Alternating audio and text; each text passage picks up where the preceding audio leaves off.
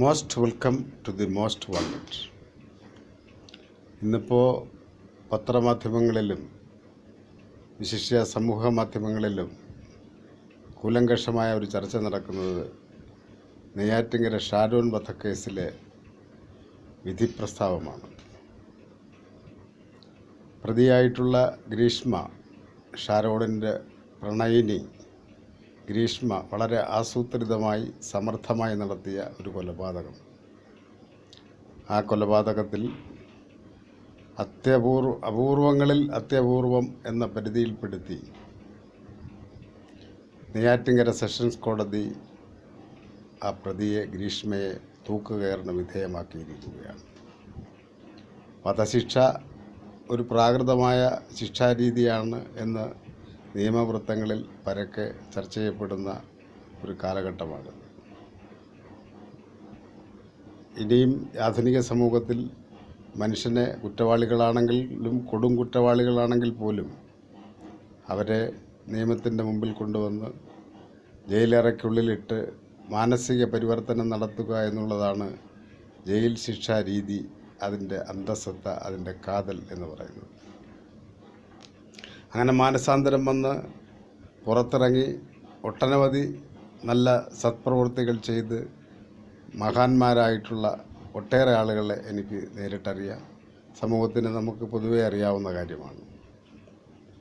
എന്നാൽ ഈ കേസിൽ കേവലം 24 വയസ്സ് മാത്രമുള്ള ആ പെൺകുട്ടിയെ ഇനി എത്രയോ കാലം ഈ ഭൂമിയിൽ ജീവിച്ചിരിക്കേണ്ടതാണ്. അതിനുള്ള അർഹത ഈ കുറ്റം ചെയ്തത് വഴി ആ പ്രതിക്കില്ല എന്നാണ് കോടതി കണ്ടെത്തിയിരിക്കുന്നത്. അതിൽ ന്യായമുണ്ട്.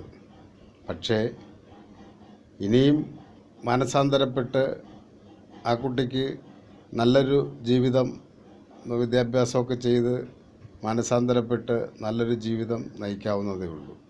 തെറ്റ് സംഭവിച്ചു എന്നുള്ളത് യാഥാർത്ഥ്യമാണ്. അതിനുള്ള ശിക്ഷ കോടതി പരമാവധി തൂക്കുകയറല്ലാതെ കൊടുക്കേണ്ടതായിരുന്നു എന്നുള്ളതാണ് പൊതുവെ ഉയർന്നു വരുന്ന അഭിപ്രായം.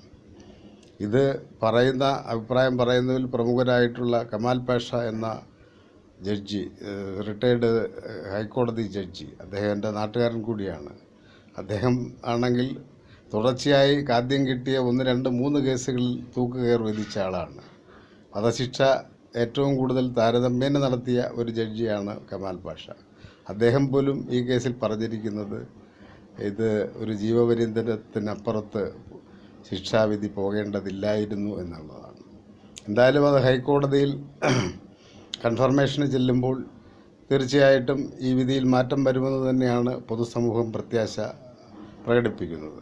കാരണം ആ കുട്ടിയുടെ പ്രായമാണ് പ്രധാനമായിട്ടും പരിഗണിക്കേണ്ടത്. അതുപോലെ പഠിക്കാൻ നല്ല മിടുക്കിയാണെന്നും പറയുന്നു. ഈ ബുദ്ധിസാമർഥ്യമെല്ലാം കൊലപാതകത്തിന് ഉപയോഗിച്ചിട്ടുണ്ട് എന്നുള്ളതും യാഥാർത്ഥ്യമാണ്. അതിനെ നമുക്ക് കാണാതിരിക്കാൻ കഴിഞ്ഞൂടാ.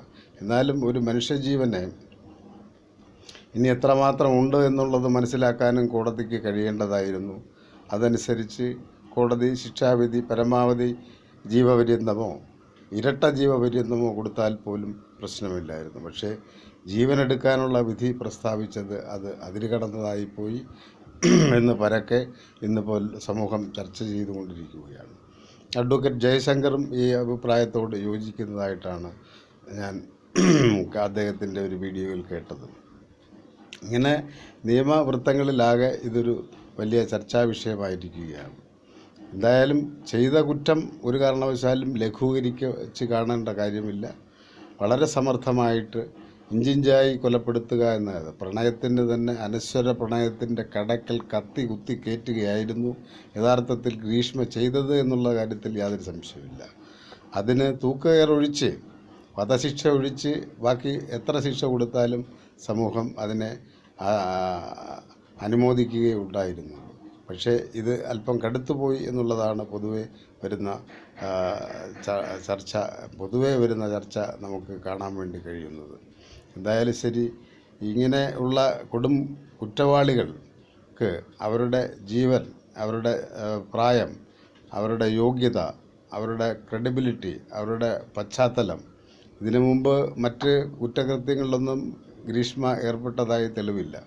ആകെക്കൂടി ഇതിനു മുമ്പ് ഒരു തവണ പാരസെറ്റാമോൾ കൊടുത്ത് കഷായത്തിൽ പാരസെറ്റമോൾ കൊടുത്ത് കൊലപാതകം ചെയ്യാൻ ശ്രമിച്ചു എന്നുള്ളത് ഒരു ഇൻറ്റൻഷനായി കാണാമെങ്കിൽ പോലും അതിനുമുമ്പ് മറ്റ് കുറ്റകൃത്യങ്ങളൊന്നും ഗ്രീഷ്മ ചെയ്തതായിട്ട് കാണുന്നില്ല.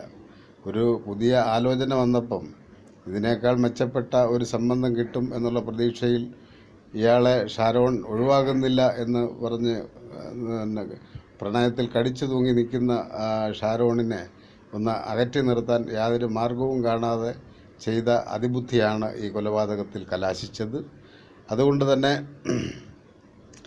പ്രതി അങ്ങേയറ്റത്തെ ശിക്ഷ അർഹിക്കുന്നുണ്ട് എന്നുള്ള കാര്യത്തിൽ സംശയമില്ല.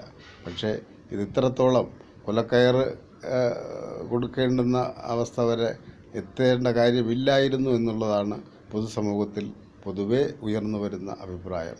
എന്തായാലും ഈ വിധി കൂടുതൽ കൂലങ്കഷമായി കേരള ഹൈക്കോടതി കൺഫർമേഷൻ ടൈമിൽ വിശകലനം ചെയ്യും.